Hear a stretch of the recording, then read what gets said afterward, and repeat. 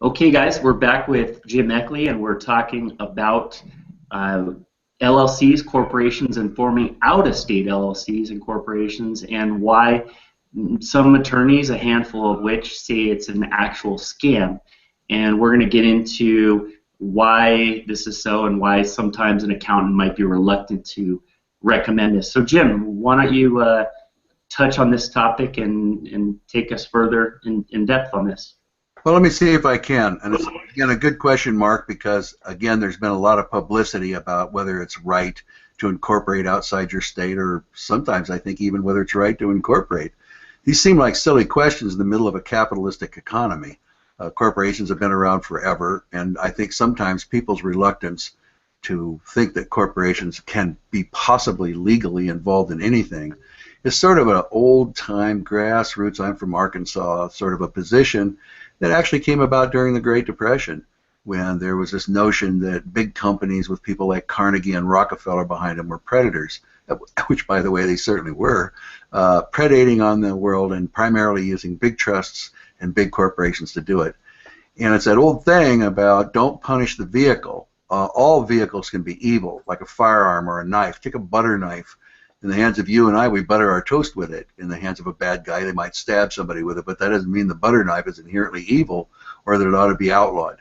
So companies that are corporations, trusts, business trusts, you don't hear much about those, but they are around, or the new Massachusetts trusts and the Delaware trusts that are coming down that are trying to act like an LLC a little bit, or a sub-S corp, or corporations or LLCs. All they really are is a predetermined system of government for a group of people to get together and execute a task in a fashion that's spelled out, where they have parliamentary procedure between themselves to sort out issues or crises between themselves and make decisions, how to go forward, what to do about things that occur, and also to limit the risk of those that put their money up to start this project. Now, that doesn't limit their risks entirely, because, for instance, if you're driving down the street in a Fran's bread truck and you strike somebody because you go through the red light, they don't cite the truck and they don't cite Fran's bread. They do cite you. Why? Because your hands were on the wheel. So if whatever mischief a company gets into, there are hands on the wheel that caused it to get there, those hands are always responsible. So they used it nothing but as a vehicle to get to a bad place. So those hands are responsible. So they will come after the hands. Hence why you see on Wall Street sometimes when they're prosecuting bad guys, they're not only suing their bank or suing their big finance company, but they're suing the principals themselves. Those are the people that drove the ship into the shoals or ran over the victims. So these are themselves not ill or vile objects. They are just sometimes thought by those who I consider to be the uninformed, and it's sort of a grassroots sort of a feeling, you know, about badges. I don't need no stinking badges, and a corporation and all these things seem like a lot of folderol that ultimately only end up there to hurt people, which would be calling capitalism as we know it clear across the free world a cur. And it's just plain not. It's just a system. It's a vehicle. In itself, it has no value system. It's what you pour into it that counts. So that's reason number one. Another reason that you hear about these things is, and I hate to be sort of pedestrian about this, but a lot of times a lawyer doesn't want you to set a corporation up, say, in Washington when he's only licensed in California, is because he might have to have a Washington license to do it. And he doesn't want to, which is rightful, but all that means is he's worrying about a loss of revenue. So when he says, no, California's the only place to set it up, maybe that's not very good advice, but I think that sometimes is what's happening. But there is a good point. If somebody's coming in and wants to set up a foreign company and you're not really licensed for it, or you don't understand the laws of that state or the revenue rules of that state, if you're a CPA, it may be best to beg that off, or at least associate somebody and learn how to do it. And when you associate somebody who is appropriately licensed, now you're just fine. But I do think that may be a little bit of it. The third thing that I think that probably should be mentioned is there are sometimes some legitimate reasons why they might be reluctant. One example might be that the services that they see this company rendering may have no value in going to another state. Remember, in the end, if it's a tax deduction vehicle or a tax restraint vehicle or one that it's attempting to avoid lawful taxes, most states, the revenue rules don't permit that anyway. Sooner or later, the revenue gets into the hands of those that generated it, and it's taxable. So when people do this as a tax evasion method, most of those are pretty much a failure. And so when someone comes in and they say, my purpose in setting this up, which is the right thing for a professional to ask, is what is your purpose? And they say, well, I want to beat Uncle Sam because I think IRS is illegal. And I also think the BATF isn't in the Constitution, so I want to get a bunch of machine guns. And they go on and on. And it's right that you might beg out of that. First, as a professional, because believe me, I've actually had these conversations. As a professional, you say, well, it's probably not going to really work that way. Do you want to think about something that might be lawful, or let me make some suggestions about how to make what you said come back into the light again and be lawful? Those are good things to do as a professional, but basically they may beg off because they just don't believe in the mission of that company or the purposes of it for very good reason. And then I think some of it is just plain ignorance, not knowing that there are places where it might be a little bit better for their risk. Now, one of the things that is important to mention here is that almost all states have what they call a uniform recognition statute of entities that come from outside the state. California is no different. California has a rule that says if it's in California, we're going to do it this way, if it's a California LLC. But if it comes from another state, we'll follow the LLC licensure of that state if we ever have an issue with that licensee as it's in this state. Now, of course, it can't do anything that's going to complete anathema to California law. That's different. But as far as recognizing it from a tax standpoint and recognizing it from a liability standpoint, we'll go to the state of its origin. Because you see, if that wasn't true, if that didn't work, then all interstate commerce would come to a halt. It would mean the minute that IBM left its headquarters in Washington, as an example, and stepped someplace into to do business, legitimate business. It makes everybody rich, the places they go and the places they came from. Wants to step into Houston and do business, it suddenly wouldn't be IBM anymore. And all the shareholders would suddenly have been divested of all of their interest in IBM. It makes no sense. Obviously, you want to give full faith and credit to the states next to you so that they can do business there and you can do business reciprocally where they are. It's just good for the economy and good for everybody. So many times there's a good reason to put someone in, even though they may be, like my example in California, in a Nevada LLC, because it has non-penetration rules for asset insulation that make good sense, that will be obeyed, whereas the California laws do not necessarily recognize that. California actually is one of those states that permits a lot of LLC penetrations that other states don't. And I think it's probably because California has had some of the worst experiences with the scams that we're going to talk about in a little bit. So yes, these things can be vehicles for scams, but it's only because they're being misused. And then I guess the last reason would be just that some of these counselors, CPAs, attorneys, have come to the conclusion that the only people they've ever known or heard of from operating out of those states have been crooks and bamboozlers. And there are a lot of them that do go there. You know, it's like a refuge for a scoundrel, and so scoundrels do surround themselves with places that are amenable to the way they want to operate by making them opaque. But it doesn't protect them any place. Sooner or later, the scoundrels lose. It doesn't mean that the vehicle they used is evil. It means that the way they used it was evil, which is entirely different.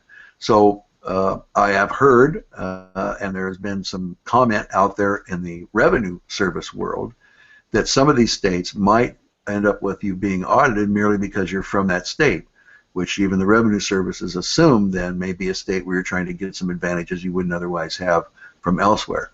But you know, if you're doing it right, then it doesn't matter. So if revenue service comes in and says, okay, so you're in Nevada and you're probably there to not pay state tax, and you say, by golly, that's absolutely right, which is my total right in the state of Nevada, just like everybody else. I'm not going to pay my state tax because I don't owe it. But it's not an excuse to avoid your federal taxes. So obviously, if you are clean, you don't have to worry when the police come. You know, if you're not burglarizing your neighbor's house when a badge shows up at your front door, you don't really have to worry. You can call them in and have a cup of coffee. But if you've been out sneaking around, and if you've got dope sitting in the front room and you swag in the back room from your last 5 burglaries, that's when you get real nervous about the police and you start thinking foul things about them, and they start thinking foul things about you. But it doesn't make it true. It doesn't mean everybody then is subject to that. If you're not doing anything wrong, you don't have any reason to worry. So those are the reasons, Mark. That's what I've seen out there in the community.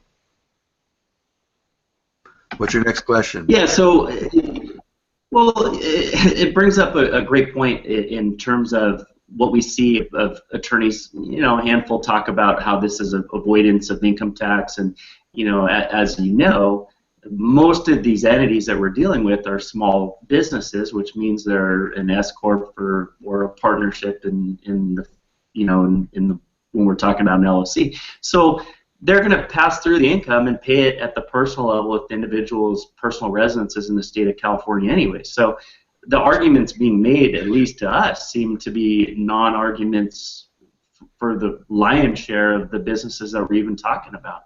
Well, I think that's right. And as I would say, for instance, in my Nevada example, if you're not a resident of Nevada and that isn't your tax situs, the income that passes through your Nevada corporation or your LLC and comes back to you in California will be taxable by the state of California. Your entity will issue K-1s, and those K-1s will be attached to your California return, and you'll pay taxes on it because that's your situs for purposes of tax. So, you know, there's an old Supreme Court case, I can't remember the title of it because it's pretty darn old, but one of the better and more recognized Supreme Court justices said, and it was a big tax case, he said, "We've looked the Constitution through from corner to corner, and this court can find absolutely no reason why it is a citizen's duty or obligation under the U.S. Constitution to maximize the taxes that he pays to the U.S. government. That we find no such clause that says that he has to default in favor of the government or that his duty is to pay as much tax as he could possibly afford. The duty is to follow the rules and pay only such sum as is due." And see, there's nothing wrong with that rule, and I get with that. So even the courts themselves have said that trying to pay the minimum amount of tax is not an evil process. It's a sensible one because there is no such covenant in the Constitution or anyplace else. But I think some people tend to exaggerate the fact that people may save some money on taxes.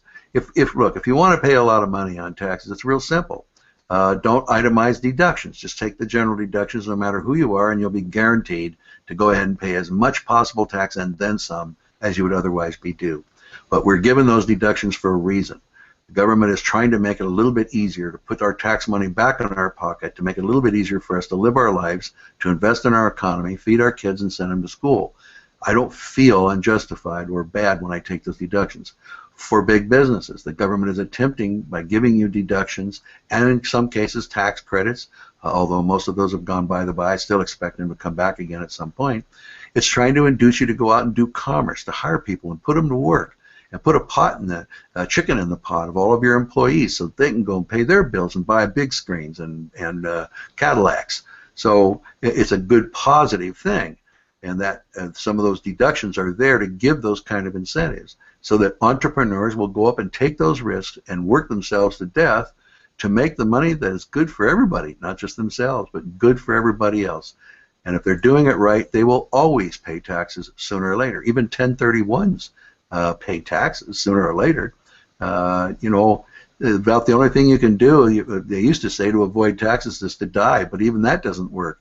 You can at least avoid estate taxes, but on the other hand, you may have other taxes in your income in the year that you've died that you still have to file, because you still have to file income taxes even the year of your death. You are responsible to do that, or your personal representative.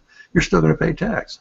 So I have found out that not having a tax man looking over my shoulder, because I know I'm doing it right, and being able to tell my clients that they're doing it right, they're taking all a bullish position on their deductions. You know, you can go there and eat a little bit at the trough, but don't become a hog, because hogs get slaughtered. So you take what is yours and you can be aggressive about it. You're doing the right thing. Those deductions have been put there for exactly that purpose, to promote you into doing whatever you're doing. And there's no reason to go home and sleep the sleep of the guilty. That is the right thing to do, and revenue services are not going to argue about that, nor is the courts. So I say more power to them. And if they can't find deductions, if your professionals aren't putting you in places where you find deductions, then I think they're making a mistake. Let me give you a good example of one about which there can be some controversy. Again, I try to be bullish. I'm not the only one. I'm not sitting here touting myself. I'm just trying to say that people come to lawyers who don't become the personal auditor that they're paying for the revenue service. They want someone that's aggressive in their right and taking possession, resolving decisions in favor of them. And so, yes, you can be very aggressive. And I'll give you a really good example. In most closely held companies, anything that you're paying yourself as one of the principals is always going to be considered to be employment income, on which there's FICA and FUTA and matching tax and Social Security. Actually can double your taxation by virtue of being classified as an employee or having it come out as employment income, whether you call yourself an employee or not. So here's something that very few people do. They ought to. The old pros do, and certainly the big major accountancies all do this. And I think the firms that are attorneys that adequately counsel their people in business matters also do this. But here's what they will do. Knowing that all those taxes going out the door, essentially doubling your taxes by virtue of being deemed an employee, is just a bad way to spend money, and that there's better, some people go to this extent. They will lease property of their own to the business. Rather than the business buying a typewriter, they buy it personally and lease it to the business. They buy a building for the business to be in, but they hold it personally and lease it to the business. So the business is taking a 100% deduction for the lease because all leases are 100% deductible. And as to the taxpayer, it is no longer employment income. You can even be paying a very handsome lease price, but it is no longer employment income. It is now lease return. And so for that reason, there are no matching taxes, Social Security, FICA, FUTA, Medicare, Medicaid. It's just strictly lease income. Will you pay ordinary income tax on it? Yeah, you will. But you sure won't be paying other taxes on it, which can amount to 28 to 30% of it if you call it as an employment income. So is that aggressive? Absolutely. Is it lawful? Is it provided by the tax code? Absolutely. And what's wrong with taking it? If you're not doing that, I think as a professional, then you're just not serving your client. They could have gone out and just pulled something out of a form book if all they're getting is someone who's filling in the dotted lines and getting it down to the state and getting it stamped. That's just wrong. Even to show that the bias is not off the walls, even Intuit and all the big tax return CDs and software that are available, all of them set you up for taking those kind of deductions if you want them and ask for them. If it's become that conventional that it's now even in software, that it's not barred or you have to go buy it from Guido in a dark alley or something to be able to buy it, then obviously it's mainline. And yet many, many attorneys and accountants still feel sort of like they're entering the twilight zone when they counsel their clients to take really, really aggressive deductions in order not to classify it as ordinary employment income. So, see, there's a good example, I think, and I don't know why this sense is around. Maybe it's, well, you're making more money than me, so it must be wrong. I mean, I can't explain it because it just seems open and closed. This is what you do when a client walks in and says, I want to save taxes and I want to start a business enterprise and I want to be successful. Well, these are the steps that you take. You got a next question for me? Yeah, we're going to wrap up this segment. I just wanted the two talking points that you really about the fact that, you know, if your CPA or your attorney, are they going to lose the income that they would on filing your state taxes? A, B,